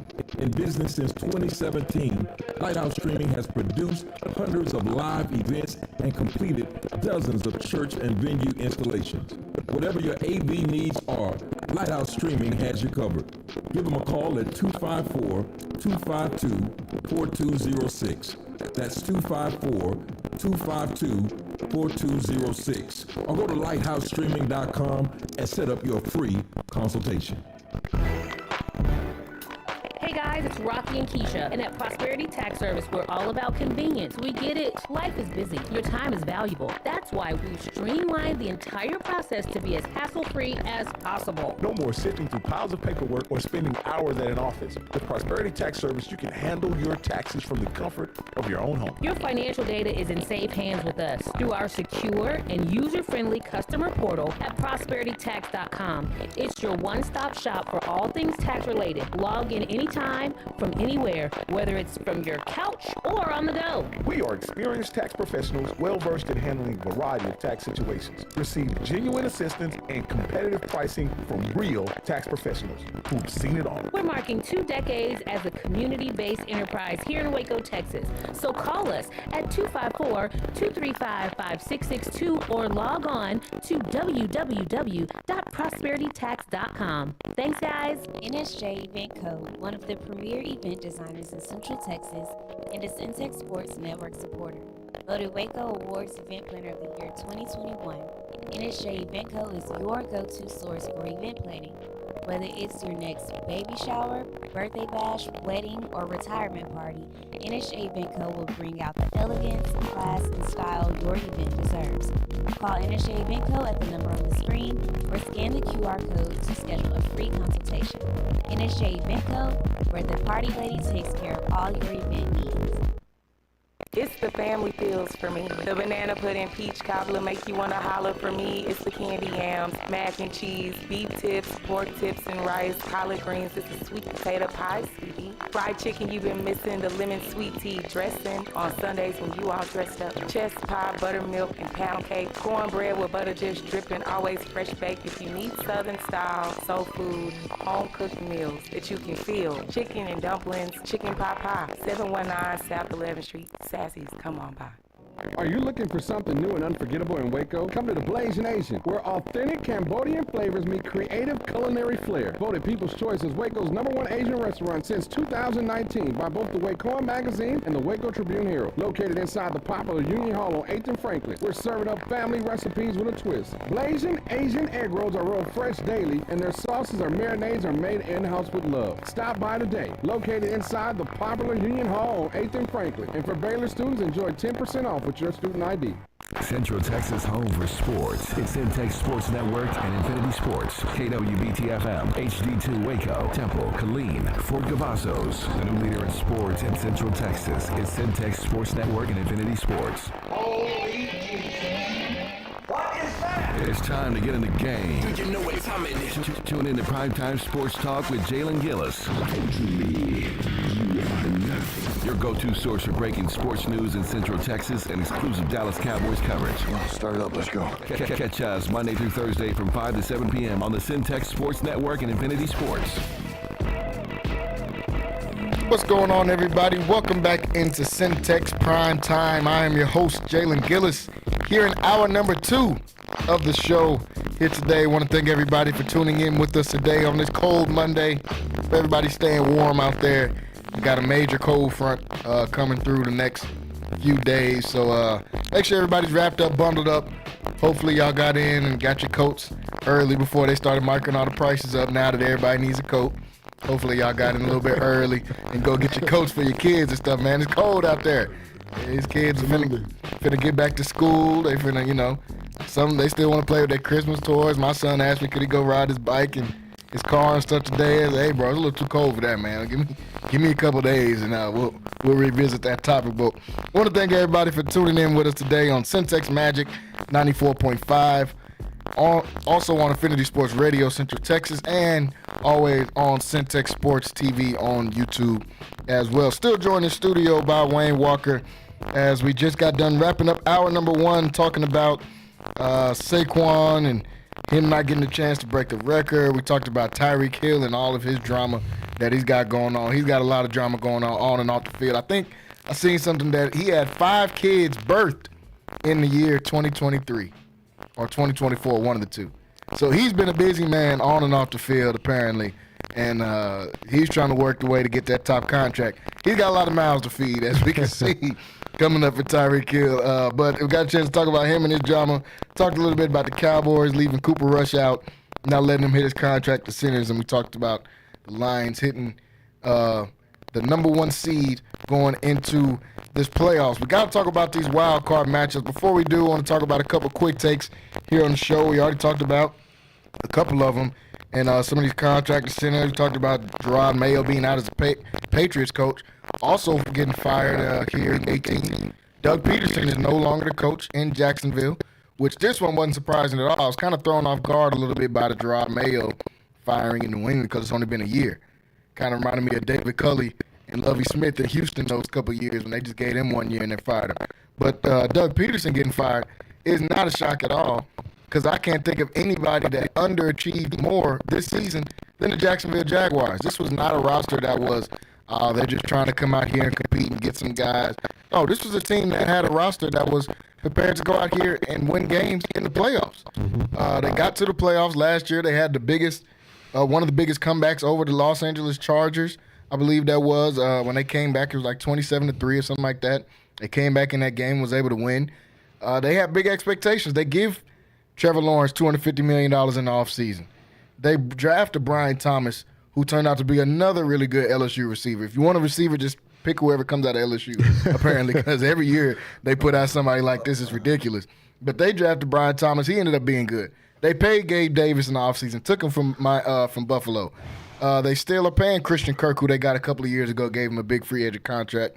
Evan Ingram on the tight end spot for them. They got Trevor Etienne that they drafted they drafted a couple of years ago. So they got guys, what it seems like, everywhere on the field. On the defensive side, they paid Josh Allen, who's one of the best pass rushers in the league. They drafted Trayvon Walker at the number 1 overall pick a couple of years ago at the end. This is a team that's supposed to compete. They come out this season and go 4-13. I think if it wasn't for the Titans being so bad and the Browns being so bad, that we would have talked about Jacksonville more. They kind of just flew under the radar. And then once Trevor Lawrence got hurt at the end of the year, everybody kind of just chalked it up to, they're going to lose the rest of their games after that. But this is a team that was expected to win 10 or 11 games coming into the season, and they go 4-13 instead of doing that. So Doug Peterson out as head coach. Wayne, what's your first thoughts on Doug Peterson getting fired from Jacksonville? Like you said, he underachieved. It's one of those teams that won a playoff game last year. Mm-hmm. So the expectations were for them to come in and be competitive again this year. And you talk about Doug Peterson, a guy that has a Super Bowl ring in Philadelphia, and that's been one of the great offensive minds, over the years. So when you don't come out and you don't meet expectations, then hey, like you said, this is a team that was ready to win. They have everything that you need, offensively and defensively. So this is going to be a friendly spot. It's a lot of coaches that wishing they can be in that position, and I don't think they'll have a problem finding a coach because they have the personnel in-house that's ready to win at this moment. Yeah, this is a coaching job that a lot of people are going to be signing up for. I'm already seeing rumors of Steve Sarkisian maybe getting some NFL head coaching interest coming up, and he'll be a guy that probably be in the mix for that Jacksonville job. We just seen the Mike Vrabel being tossed around in there.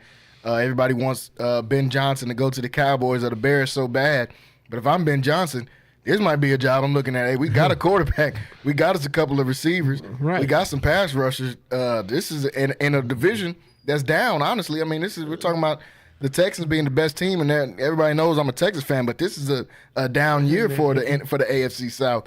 So you're looking at a division that's completely wide open. Yeah. And you're talking about going down to sunny Florida. You're talking about Jacksonville. And you're talking about a place with no state taxes. Mm-hmm. So, man, what would be a better place to go and coach that already has the personnel and all you got is plug and play? Yeah. So if I'm a coach, I'm very interested in going there and being a coach there because like you say, you have everything that you need there already. Yeah, everything is down there that you could ask for as a coach. And like you said, it's Florida. You're going to get good weather. You're going to get no state income taxes. So, hey, if you're Ben Johnson, that's a team that I would be looking to go to, or a team that I would be looking forward to seeing moving forward in the season. Looking at I want to talk a little bit about the Carolina Panthers, and we talked a little bit about them earlier, but the way that Bryce Young ended this season, I got to give him his props because everybody just trashed him and downed him at the beginning of the year, saying how terrible of a quarterback he was. People were saying the Panthers broke Bryce Young in his psyche, and he won't be able to come out there and play again. They benched him for Andy Dalton, who was terrible when they benched him. Didn't make any sense when they were doing it, but he's come back out these last few games, and he has really been balling. I watched some of their game that they played yesterday against an Atlanta team that was trying to get in the playoffs, and Bryce Young flushed him. That wasn't a game that they just went out there and they just happened to lose. And no, they lost that game because of Bryce Young. Bryce Young went through for 250 yards, 3 touchdowns, and no picks in that game. He was finding everybody out there, finding all of his receivers out there. This Carolina team's got some young talent on it, and I'm going to be interested to see how this Carolina team moves going forward from here because I think Bryce Young is finally starting to play like that high school Gatorade Player of the Year. He's starting to play like that Heisman Trophy winner that he was at Alabama, that national champion that he was at Alabama. And once he gets his confidence back, I think he's going to be a scary quarterback in this league because we know how accurate he could be, and he showed some signs of being mobile, being able to get out of quarterback. Yeah, he's a small guy, but we've seen other small quarterbacks in this league have success. I mean, Baker Mayfield's not a huge guy. Right. Kyler Murray's probably even smaller than Bryce Young. As far as height, at least, we've seen shorter quarterbacks have some success. Drew Brees is like 5'11", 6 foot maybe. So we've seen quarterbacks have success. So, Wayne, what you think about Bryce Young yesterday and then just the way that he finished this season? Well, it lets you know what type of kid this guy is. I mean, this kid faced a little adversity during the season where, they started off bad and he played bad. He actually played bad. But through that adversity and them setting him down and him still believing in himself, he went out and showed them why y'all drafted me number 1. I mean, that's a competitor. That's a guy that believes in himself, and he didn't let any of that affect his play once he got that opportunity to go back in and make a difference, and he did go and make a difference. And like you said, he showed everybody why I was drafted number 1 overall, why you traded these picks away to get me. So I see a bright future moving forward. And, man, it just shows you the type of determination that this young kid has. And I think he'll be a good quarterback for years to come. First of all, you have to develop guys, and if you don't go out and develop your guys that you draft and you don't believe in them, then at some point, a lot of things drop off because you have to believe in your players. You have to develop them, and you have to show them the way.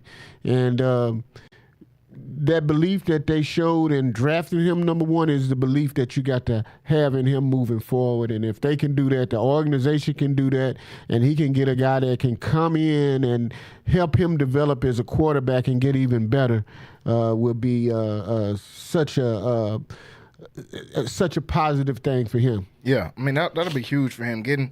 Hopefully this guy can get some consistency with the guys on the team. They can build out an actual core for him. Hopefully he can get some consistency within the coaching because all that stuff matters. Fit matters. We just got done talking about Sam Darnold leading his team to a 14-3 record. So we see that fit and organizational status matters for young quarterbacks because that was a guy that was highly touted coming out of college and had to go to the New York Jets, and they threw that guy in the trash pretty much. They said that he wasn't a good quarterback. He's not going to be good. And his record reflected that. Now we're looking at him in a different situation, probably finna get somewhere between $40 and $50 million a year after the way that he played this year. So hopefully Bryce Young has played himself into that type of situation. And going into the next topic, you kind of perfectly segued into it, talking about developing talent. I want to look at this NFL draft order because we now have the draft order set at least for the top 18 picks. Just want to look at this top 5 picks now that it seemed like it switched every single week. Every week it seemed like it switched from this team being number 1. We saw the Patriots having the number 1 pick. We saw Shador coming out with the cleats because he thought the Giants were going to have the number 1 pick. And after all of this is shaken out, the Tennessee Titans are going to have the number 1 pick in the draft going into this offseason. Top 5 picks look like Tennessee at 1. Cleveland is going to have the number 2 pick. New York Giants at number 3. New England Patriots at number 4. And the Jacksonville Jaguars at number 5. What makes that interesting is 2 of those top 5 teams already got quarterbacks. When looking at the Patriots, who are at 4, When you're looking at the Jacksonville Jaguars, who have 5, they got Trevor Lawrence. But in that top 3, all 3 of those teams need quarterbacks. They need quarterbacks. Tennessee Titans, they figured out Will Levis, Mr. Mayonnaise, was not the answer for that franchise there. And they're going to have the number 1 pick. So with the number 1 pick in the 2025 draft, who's the Tennessee Titans taking, Wayne?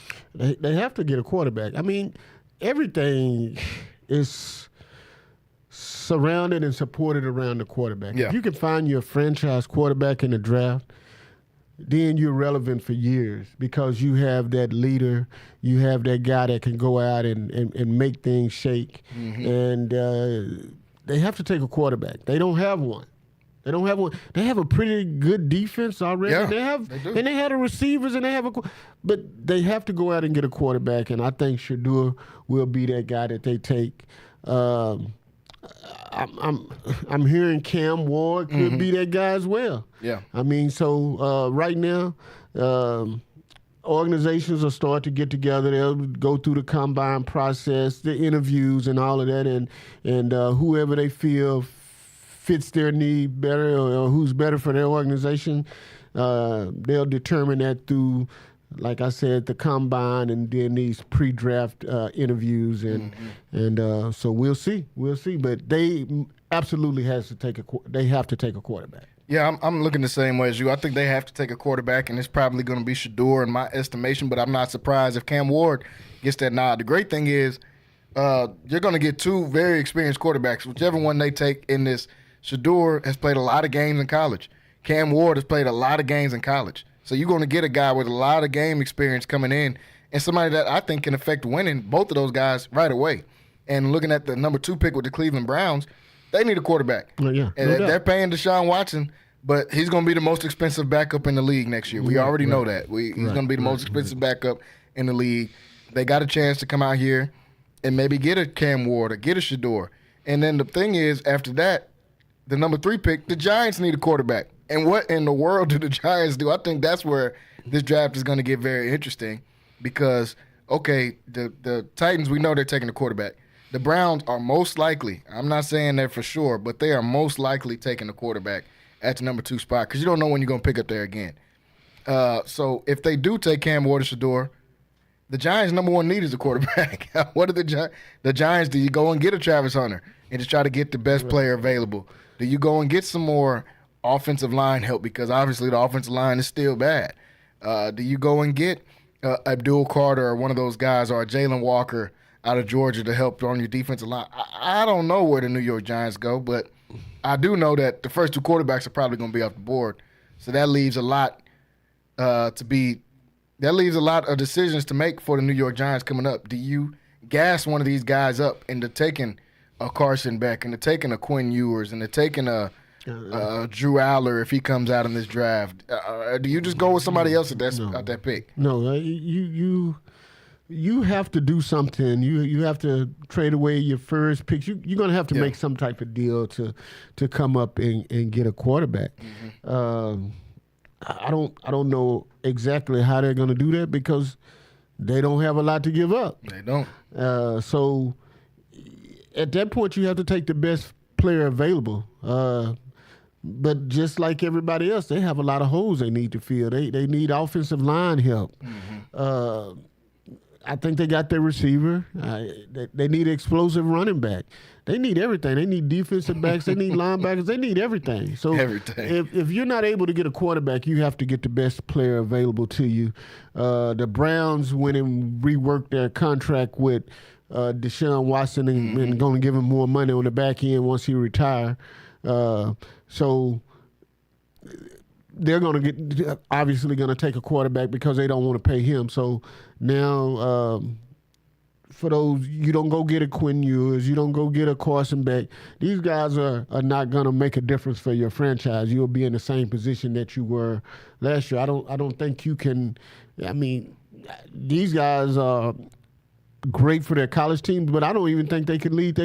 Quinn Ewers doesn't impress me at all. I mean, we'll talk about that a little later because the Texas Longhorns offensively, they need to do some different things. But as we're talking about the draft, Man, I think Tennessee is in a good position, and I think Cleveland is in a good position to take the top two guys.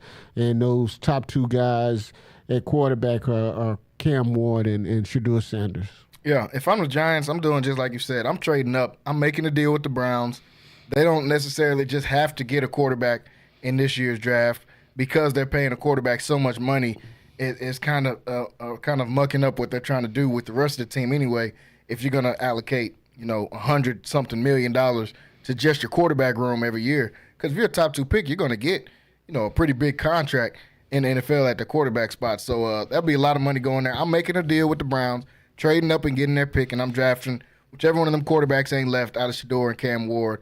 And if you're the Browns, you trade back, probably pick up another 3 or 4 picks off of them, similar to what the Bears did when they traded the number 1 pick to from the Colts a few years ago and all of that. And so I'm making some type of deal right there and then drafting Travis Hunter and figuring out how we go from there. The Giants, I'm just hoping that they don't get bamboozled into taking a Quinn Ewers or Carson Beck or somebody in that top spot. And I think they will go out and get somebody like a Sam Darnold or something like that first.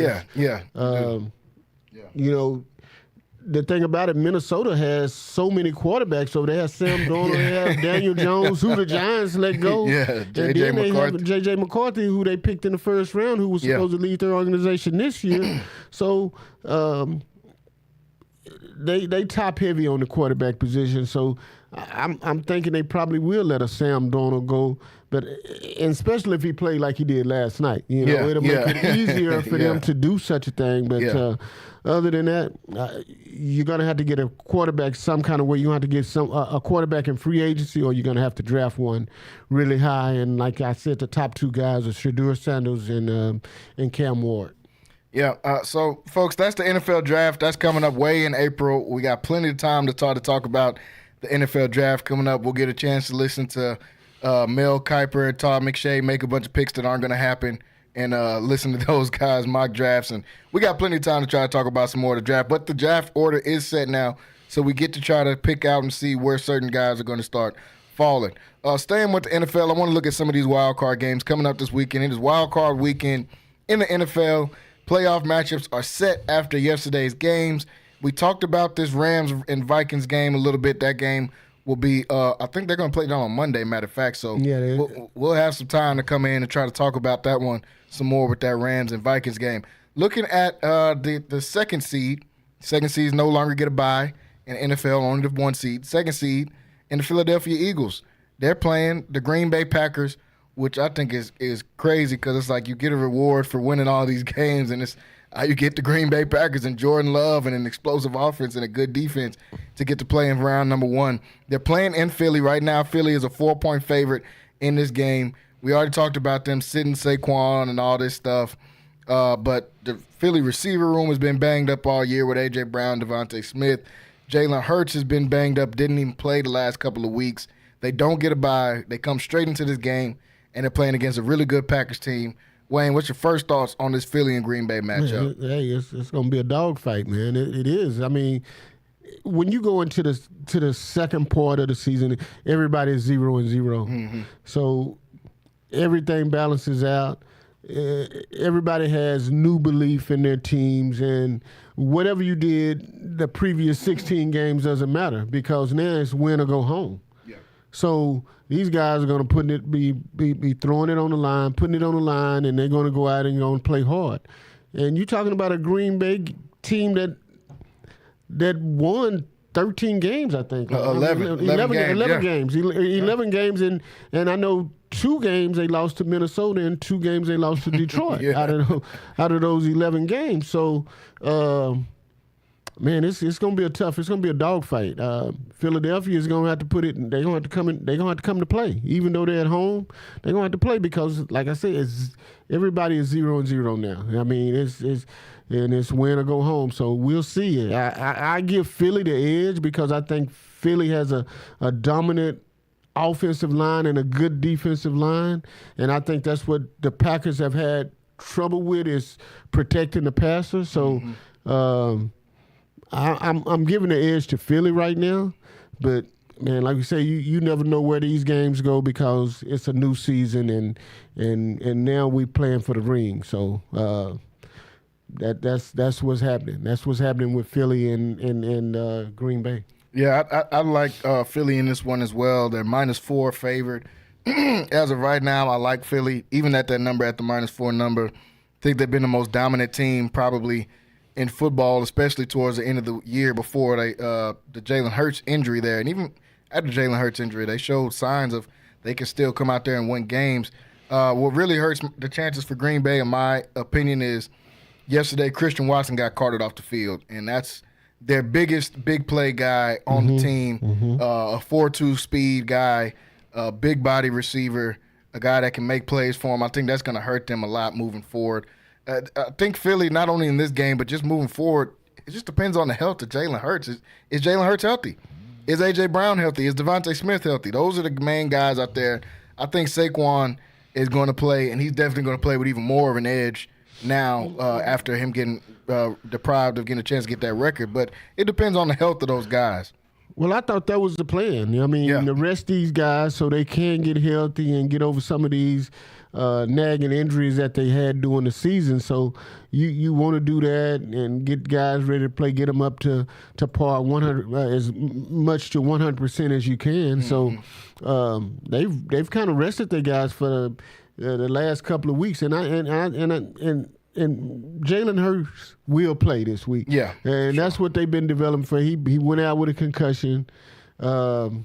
They took precaution last week, and I mean this week and didn't play him. So I think he'll be ready to go. But when you set a guy out for at least 3 weeks, what kind of rust is he gonna have? He hadn't played, so that's going to be a big thing moving forward. We don't know how he's going to play, because when you start to get a rhythm with your receivers and you start to, as a season goes on, you start to develop that rapport with those guys, and you get used to playing. And when you set out 2 or 3 weeks, man, you can feel that rust once you come back and you play. Yeah, that's the thing. How rusty is he going to be sitting off that time? Because it's only one way to get in game shape, and that's playing in the game. Except this time, the game you're playing in is in the playoffs, and it's against a really good team. So that's going to be a really fun matchup. Green Bay versus Philly. That game is this weekend. Philly favored by 4 points in that game. I want to go over to the AFC and what I think is going to be a really interesting matchup in the first round. And we might have to put together some type of wager or something on this, man. We got the Texans and the Chargers, and everybody knows I'm a Texas fan on here. Wayne obviously roots for the Chargers. That's who employed him coming out of college. So. That's the team that paid me, so I'm going with this team all the way, man. You know, I still know people in the organization, even though they're in L.A., and I try to go out to a game at least once a year. And, man, I you know, the Chargers are relevant defensive-wise. Yeah. And I think if they put pressure on the Texans and the Texans don't get their offensive line together, then I can see a Charger victory, and we're going to run the ball. But the Texans has a really good defense as well. But I think everything stems on the way that the Texans play offensively.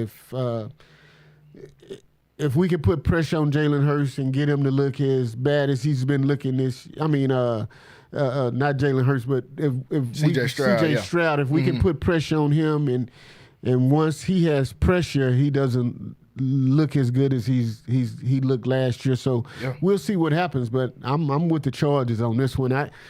Even if the Texans are the favorite, I'm still going with my Chargers. Yeah, I think they got right now. Chargers are a 3-point favorite, even though the Texans are playing at home. I think they just haven't put good film on the record. I think I probably waking up in the middle of the night still having nightmares about losing 30-2 the other day on Christmas. I don't know what's going on, but that game was not a good way to try to end the season off. But this game just stems on, like you said, can the Chargers get pressure on the defense? I think the 2 main points in this is for the Texans. If they want to win, you have to block. You have to block for C.J. Stroud and give him time to be able to get the ball to Nico Collins, because he's really the only weapon we got left. Tank Dell tore everything up in his knee. Stephon Diggs tore his ACL earlier in the year. Can the offensive line block, and can we block for Joe Mixon to be able to run the ball, who was having success before he got injured in the season? And can we block long enough for C.J. to get open? On the Chargers side, can the guys catch the ball? Can Ladd McConkey get open? And can Quentin Johnson catch the ball? That's really the only two questions. Both of these defenses are the strong points in this game. The Chargers defense has been playing great, and that's their strong unit. Obviously, their coach is Jim Harbaugh, so the defense is going to be the strong unit, and they're going to be able to run the football. They're gonna run the ball. But can these receivers get open? They're playing, I think Stingley is a top 3 corner in the NFL, and he's going to be playing against probably McConkey most of the game. Can he get open and playing against that scheme? Texans defense can play good. So I think the two units are, can the Texans offensive line block, and can the Chargers receiving room get open? And takeaways is going to have a lot to do with this game. Yeah. Whoever wins the turnover margin is going to be the victor in this game. And with the Chargers being more of a run team than they are a pass team, and they'll throw to their tight ends a little bit, and they'll do what they have to do offensively. But like you said, both teams are led by their defenses, and if we can turn C.J. Stroud over a little bit, I think we'll come out victorious. But if we can't, and they get the big plays to Nico Collins, and then we won't come out as victors. So we'll see what happens. Like I said, I think the whole game is going to be determined by turnovers. Yeah, I definitely can see that. I think that's one that's determined by turnovers. So that game is on Saturday at 3 o'clock. I'm going to be calling one of the MCC games, looking out the side of my eye, trying to see what's going on. Well, I'm going to text you and make sure you're aware of what's going on. How about that? About it. I'm definitely going to be tuning in. Like I said, we might put some friendly wager on this, a drink or something to see what's going on. But I got the Texans in this one. Looking at another team in the AFC, right before I go over to college football and talk about what's going on there, want to look at this Baltimore Ravens team playing against the Steelers, who they just beat a couple of weeks ago. This is an important game for both franchises. One, the Baltimore Ravens, they've got Lamar playing at MVP level. I think Lamar is the MVP this season, but I don't think there is a wrong answer this year for MVP with Josh Allen and Lamar. I think they're both playing at the top, as peak as you could play as a quarterback. I think both of those guys are playing. But Lamar has already said his goal is not to win MVP. He's trying to win a championship. And this is the time you got to go out here and prove it. Playing against the Steelers, a team that's been his kryptonite his whole entire career. He got his first win against them a couple of weeks ago in his whole career. This is a team that's been his kryptonite, and I'm sure he probably looked at it a little bit sideways, like, okay, I've got to come out here with my A game, knowing that this is the first round of the matchup, first round playoff matchup I'm going to get is the one team that has my number every single year. With that being said, I got the Ravens winning this one because the Steelers have been playing bad football. I mean, it's just that simple. Steelers have not been playing good football the last 4 weeks. They lost to the Browns on that Thursday night game, and it was snowing, and everybody saw it was snowing. That's just why they lost. But after that game is when I came out and said, I don't think the Steelers are going to come out and really do too much. And that was 6 or 7 weeks ago when they lost to the Browns. They came out, won a close one, a shootout with the Bengals, and everybody said, oh, look at Russell Wilson. I'm like, okay. They played the Browns again. They beat the Browns this time, but I think they were playing third stringers at that point. And then after that, they lose their last 4 games of the season, including to the Cincinnati Bengals on Saturday in a game that they were trying to win, and they got flushed out by Joe Burrow in them, even though they weren't able to make the playoffs. They lost 4 games in a row. They lost to the Ravens, they lost to the Eagles, lost to the Chiefs, they lost to the Bengals. This team hadn't been playing good football really on either side of the ball. Haven't been playing great on the defensive side of the ball. Russell Wilson has turned back into the Russell Wilson I thought he was going to be coming into this season. He hasn't been playing that great. George Pickens, we don't know what's going on with him. He's either trying to fight somebody on the sideline, or he's mad, or he's pouting. He's mad he's not getting the ball, or there's all type of stuff going on with George Pickens. That connection hadn't been there between him and Russell Wilson. I think the Steelers are going to win. I mean, the Ravens are going to win this one. Matter of fact, the Baltimore Ravens are a 10-point favorite into this game. That's probably the highest spread you're going to see out of any of these playoff games going into this weekend. What's your thoughts about this Baltimore Steelers Well, I'm game? with you. I think the Ravens had the clear advantage in this game. Baltimore's offense has been clicking, and their defense has just gotten better and better as the season has progressed. So you made a statement about 4 or 5 weeks ago about Pittsburgh, and is that they're always good enough to get to the playoffs, but once they get to the playoffs, they had that first round exit, and I don't see anything changing this year. Baltimore is just on another level, and it's like Lamar is just getting better. I mean, he's just playing playground ball. He's just kind of toying with the defense, and you have everything that you need to get to the AFC Championship game this year. And I think that's where Baltimore is headed. If they continue to play the way they have and that defense continues to be dominant as well, then I can easily see Baltimore getting to that AFC Championship game and it's gonna be tough because, like I say, when you start that new season, man, you get just a burst of energy that's like no other because now you know all you have to do is win 3 games to get to where you need to get. Mm-hmm. So, man, it's gonna be tough all around in the playoffs. But I get a clear edge to the Ravens. I think they're on a mission, so I get a clear edge to the Ravens this week. Yeah, I give the edge to the Ravens, like I said. Lamar's going to have a tough road to get to the Super Bowl if he wants this to be his first Super Bowl. And it's tough every year, especially in the AFC because all the quarterbacks are in the AFC. But you're playing the Steelers who have had your number your entire career. That's your first-round matchup.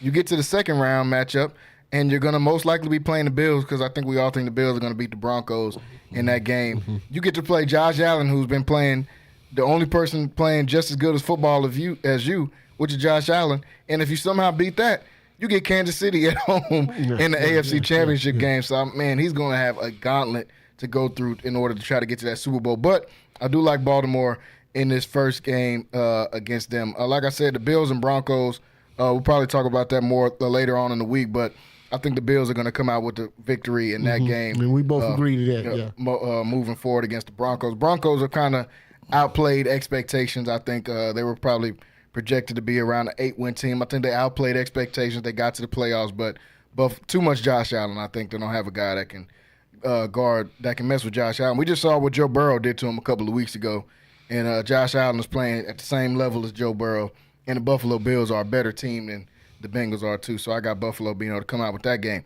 Want to go over to some college football while we got about 20 minutes left here on the show, folks, as not only NFL wildcard weekend, but we are in the third round of this college football playoffs. The first year of this 12-team playoffs. First off, we saw just a ridiculous game on New Year's, Wayne, when we watched that Texas and Arizona State game. And then we saw Ohio State come out and blow out Oregon, which me and you both were trying to tell everybody that, man, this Ohio State team is loaded coming into this game against Oregon.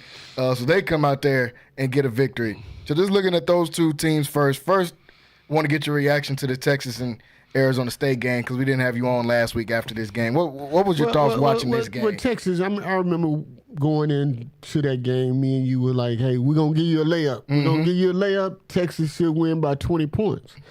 Well, Texas didn't come out like we thought they were. I mean, when you give up, when your offensive line has a 40-pound advantage on each one of their players, man, you have to run directly ahead. You can't run outside. This defense is fast. Yeah. So you have to run directly over these guys. You have to push them back, and then you have to start using play action and making them come up to try to stop the run, and then you just kind of go over the top of them. And I don't think Sark knew that. And they were in a game, and they really should have lost this game. Yeah, they should have. They should have lost this game. And moving forward, now you have a tough Ohio State team that has that confidence that, man, it's going to be tough to beat. And I'm really going to go with Ohio State. I want Texas to win, but I just don't see how. I mean, you let Arizona State team that shouldn't even been in the game, that you should have dominated, you let them stay in the game, and they really should have lost that game. And now you go play an Ohio State team that's red hot, that's confident. It's going to be a home game for you as far as location. But, man, you play an Ohio State team, man, that I think has better personnel than you. And we'll see how it goes. But I clearly pick Ohio State. And then you talk about Ohio State that came out and just just totally dominated Oregon, which I feel sorry for Oregon to be in a position like that. You're the number 1 seed in the whole tournament, and your reward for it is your first round game is with an Ohio State team that you played in conference with, and it's hard to beat a team twice. Yeah. So with that being said, I think Ohio State is playing their best football. Like we've always said, they're playing for their coach's job. Nothing short of a championship for them is good. So I think they know that. That puts a lot of pressure on them to go out and get the job done, but they're going out and doing it. And so I pick Ohio State over Texas this week. Yeah. Yeah, and I'm right there with you. Ohio State's a 5.5-point favorite coming into this game against Texas. Like you said, Texas should have lost that game against Arizona State. It took a 4th and 13 play in overtime for them to be able to save their season, which I give Quinn Ewers credit for, because if he wouldn't have made that play, I was ready to come on here and go crazy on Quinn Ewers, because I've been trying to tell everybody all year that this guy is mid. And he comes out here and has a very mid performance against Arizona State. An Arizona State team that, let's be honest, they've overachieved all year long. Cam Scatterbo is a great player. Y'all almost lost to one guy. You almost lost the game to one guy. You're about to play in Ohio State with 10 of those. And if they don't figure it out offensively, man, they're going to be in trouble. Yeah. And they couldn't figure it out on a team that was way smaller than these guys. So you have to run the ball in the A and the B gaps, the 1 and the 2 hole. And if you can't do that, I mean, and that should have been the game plan, to run it straight up the middle, because now you just lean on these guys and push them back. And then once you do that, then you can do all the other things. Then you can throw over the top. Then you can throw the little screens. But what Arizona State did, they're a fast defense, and you trying to run the ball outside, you're not going to get that against these guys, because you got big guys that are slower than these guys. You have to roll over them. You have to push these guys back.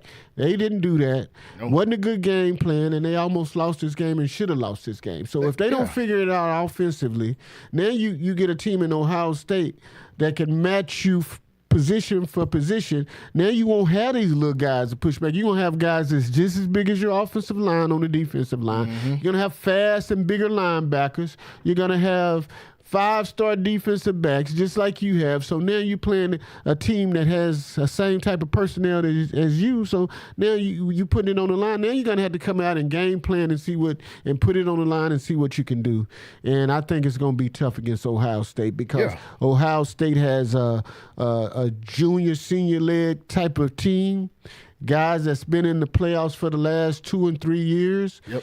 And then they have a dynamic freshman receiver that they're trying to find the ways to get the ball to. So it's going to be tough slam for Texas moving forward. The receiver is the youngest guy on the team, and he's the best player on the team. And he might be the best player left in this college football playoffs with Jeremiah Smith. I think he is completely unguardable.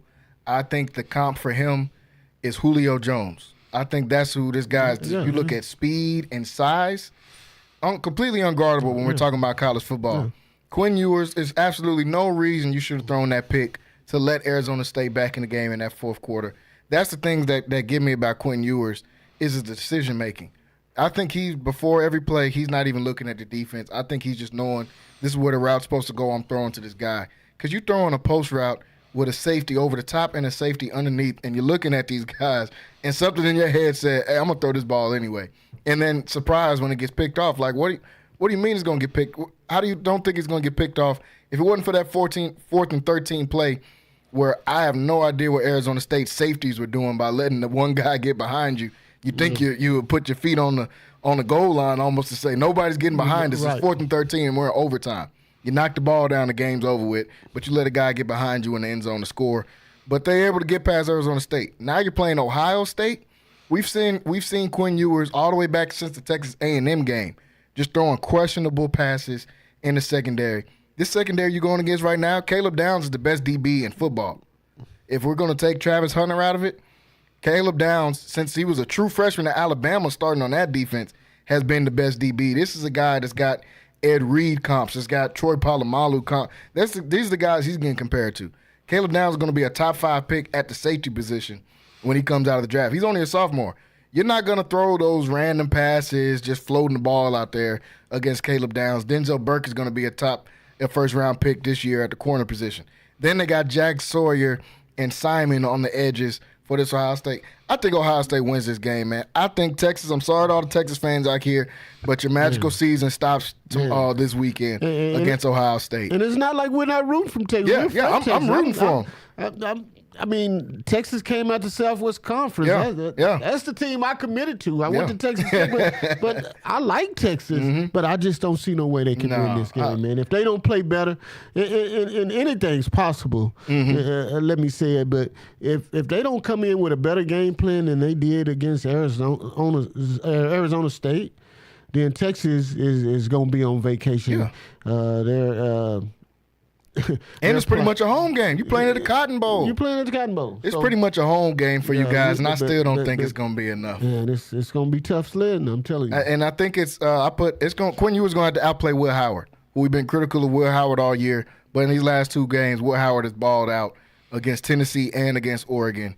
Quinn Ewers has not. He didn't ball out against Clemson. And the thing is, I put a lot of this blame on Quinn Ewers most of the year, but a lot of this blame goes to Sark. It goes to Coach Sark. Because you try to get too cute with these plays. You run for 300 yards against Clemson, and you come in here and give the ball to Trey Wiseman 15 times against an Arizona State team. That's way smaller than Clemson. And you coming out with all these gadget plays. Why? When you can just run through the A and the B gap. And that's all you needed against this guy. Push these guys back, get 4 and 5 yards on first down, and then once you're able to get 4 and 5 yards on first down and you put it in second and medium, third and short, then you're able to do whatever you want to do. Then you can pull out some of those plays. But I think even when they were having success, I was just watching them go into these gadget plays. Oh, it's 3rd and 4. Let's run a double reverse real quick. And they picked up the first down, so it works. And I'm cooking. I'm starting to pull out these plays, and then all of a sudden the plays stopped working. And you should have just been. It was 24-8 in the 4th quarter. The game should have been over. I thought it was going to be a blowout. Matter of fact, because it was 24-3 at one point, or 24-0 at one point. I thought it was going to be a blowout. And then you come out here, you let a team score 16 straight points. This Ohio State team is not going for that. And anybody that knows football knows the best direction is north and south. Yes. North and south. You don't try to go east and west. Why? When you're 40, each one of your linemen is 40 pounds heavier than each one of their defensive linemen. And I just thought it was a bad game plan not to try to push the ball forward and try to run right up the middle on these guys and just push them back. I mean, you had the distinct advantage as far as offensive line, and you're supposed to have a dominant offensive line, so you just run the ball through the 1 and 2 hole, A and B gaps, and you just keep it moving and keep it pushing, getting 4 and 5 yards on first down, and you let these guys get their confidence, and once they got their confidence and know that they could play with you, then they played well. And I want to say this too, Jalen. Out of all the games, we got them all corrected except for the Notre Dame game. And then we even had we're saying that if Carson Beck didn't play, then Georgia would have a hard time winning. But for most of these games, we pretty much got them right. So we were locked in on these these first couple games, and then I want to talk about the second 2 games and preview this Penn State and Notre Dame matchup. The Penn State game, we both knew what was going to happen here, man. It's Penn State. This is not Nevada, and this wasn't Wyoming. Boise State, you're not going to come out here and hand the ball off 50 times to Ashton Jeanty, and he rushes for 270. This is not Wyoming. This is not San Jose State. This is Penn State, one of the bigger teams in football. And I honestly think Penn State just got to lay up and go into the semifinals. I'm not – Penn State has played good, but I'm not just overwhelmed by the great play of Penn State. I said before the game it was going to be too much Katron Allen, too much Nick Singleton. They both rushed for over 100 yards. I think that was pretty easy to see if you've been watching college football all year. Boise State just completely outmatched. And now we can finally stop comparing for the guys that's been comparing Ashton Jeanty to – Barry Sanders and all these other people. I'm glad that we can stop that because that was just complete nonsense for anybody that did it. Nobody should be compared to Barry, but definitely not Ashton Jeanty. I don't think he had a better college season than Melvin Gordon. I don't think he had a better college season than Derrick Henry when he was at Alabama because he was rushing against the SEC and was putting up similar numbers. But now that they got that out the way, Penn State comes out with a victory.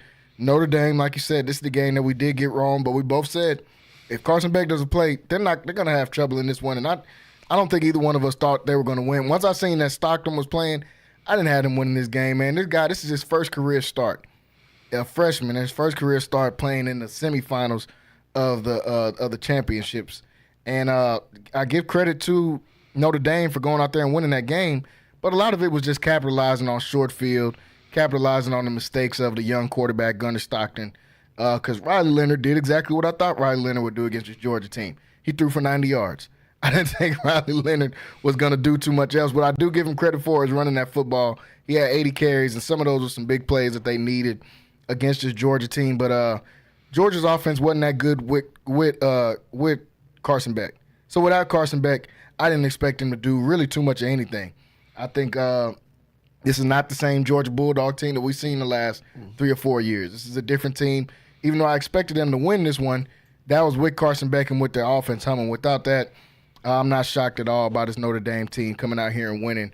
What's your thoughts on this matchup with this Penn State and Notre Dame coming in this one? Because honestly, you couldn't have paid me to say that Penn State and Notre Dame were going to be in the Final Four of the teams in college football. Well, honestly, Notre Dame has looked better than I really thought. I mean, I still carry the weight of that Northern Illinois loss, and it just kind of looms big for me as far as Notre Dame.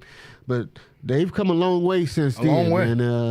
And they totally dominated a Georgia team that I thought would keep them in the game defensively, but Notre Dame scores a touchdown on special teams, and it's a different ball game. So we didn't equate that into the equation, but man, it's going to be a tough game. Notre Dame, Penn State, two teams that's similar in a way. Very similar.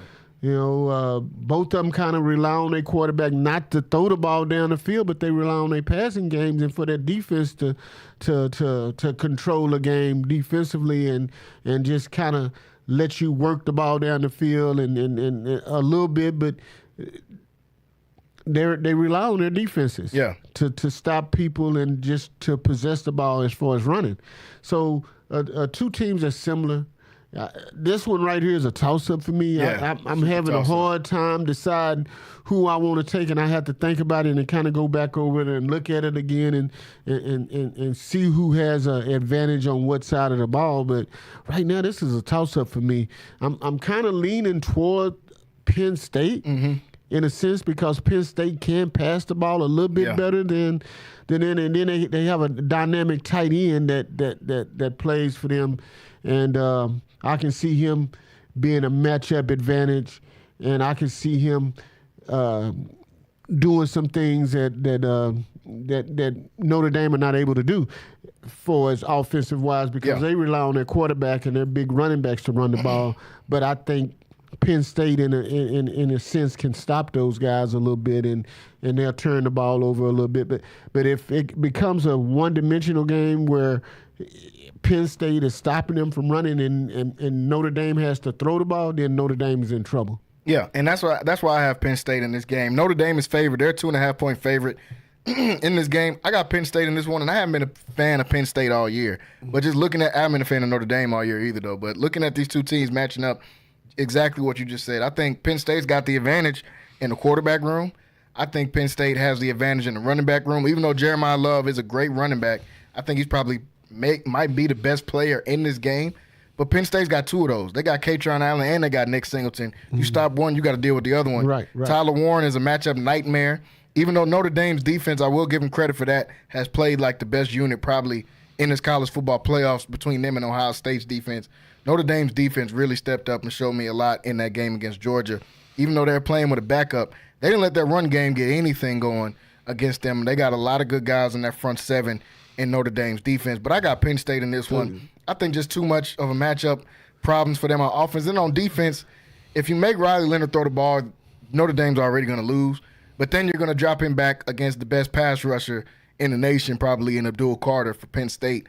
And you're going to have to let him go and let Riley Leonard try to get away from them. So I think Penn State has an advantage in this one. But this is a coin flip game, honestly, between these two teams. So what you said is looking like a Big Ten Big Ten matchup for the national championship. I'm glad I'm nowhere near any Big Ten teams, and I don't got to hear that all year long. and one thing I can say, man, is this is the first year of this 12-team playoff, and I think the committee has a lot of work to do because every one of those home teams, one of the teams that had a bye lost. Every one of them. You know, you had Boise State as the number 3, seed overall, man. And that just didn't make any sense to me at all. Mm-mm. And at home, I think they got it right with the Oregon deal, but Oregon had to play Ohio State. And my thing is, if you're going to win the Natty, you have to play anyway. You have to play tough teams anyway. But, man, to come out your first game and you play Ohio State team. You play the most talented team in the nation. Yeah. Just be honest. They're the most talented team in the nation. That's tough, man. I think Oregon would have had a much better chance. I think Oregon would have had a better chance against a team like Texas than they would have against on Ohio State. I think that's just a terrible matchup for Oregon. And I said when Oregon beat them the first time by 1 point, that if these guys play again on the mutual field, I'm picking Ohio State in that game to be able to come out and get a win. Just when they play on the mutual field again, it just happened to be the Rose Bowl. And Ohio State, man, those guys are too good. They're honestly too good to not win. You've talked about it all year about they got a $20 to $30 million roster. These guys are too good to lose, honestly. And that's why I got Ohio State winning it all. And we'll be able to talk about that more once we get past these matchups. But I got Ohio State winning it all because – one, their coach is playing for his life. He's trying to keep his job. And they got the most talented team in the nation. Like I've said all year long, they've got 5 stars at every position. They've got 5 stars. Their D-line is stacked. The DB room is stacked. The offense is ridiculous. You got a completely unguardable player. And you got a receiver that's the number 2 receiver that's probably going to go in the top 15 in the draft this year, and Mbuka, who is their number 2 option. And he's going to be a top 15 pick in the draft this year. It's just crazy, man. Ohio State is loaded. Talent. Yes, they got talent on every side of the ball. So, but that Penn State-Notre Dame game, like you said, is going to be a coin flip. And I'm very glad I don't live anywhere up north and don't have to hear that 2 Big Ten teams are in the national championship game because they're never going to stop wearing that out. But that's what it's looking like. It is. We talked about the Southeast Conference all year. We did. And we did. That didn't pan out. No. I mean, we talking about Alabama, Georgia, Texas, and none of that has panned out this year. So and Ohio State going to play their second SEC team this week. They already took out Tennessee, and now they're playing Texas, who's an SEC team as well. So, a lot of interesting matchups coming up this weekend. Folks, we're out of time here today on the show. Want to thank everybody for watching. Like we said, plenty of sports coming up this week. It's going to be a very fun sports week as we've got NFL wild card this weekend. We've got the NCAA round 3 of the college football playoffs coming up this weekend. So lots to talk about. In local sports, we've got some MCC basketball coming up right here on Centex Sports Network as they're starting conference play this week. So I want everybody to stay tuned and stay locked in for that one. The girls will tip it off on Wednesday against Cisco to start off conference, and the girls and boys will both play against Weatherford this weekend. All that action will be right here on Centex Sports Network, folks. We're going to be right back here tomorrow talking some more football, explaining these matchups some more. I have Rocky Miller on here with me tomorrow as we'll go through some more of these matchups here. So I hope you guys getting ready for that tomorrow as well and for the entire week. Once again, I want to thank everybody for listening in on Centex Magic 94.5, on Infinity Sports Radio Central Texas, and also watching on YouTube, Centex Sports Network TV on there. Want to thank Wayne for coming on here with me today as he does every single week. Make sure you guys hitting that subscribe button on the YouTube. Also, click that bell so you can get notified when we go live here on the show 5 to 7 p.m. weekdays right here on Centex Primetime. Signing off today is Jalen Gillis. We will see you guys tomorrow. Everybody have a great evening and stay warm. Central Texas home for sports. It's Centex Sports Network and Infinity Sports. Catch all your in-depth sports analysis with the best. The hottest sports show.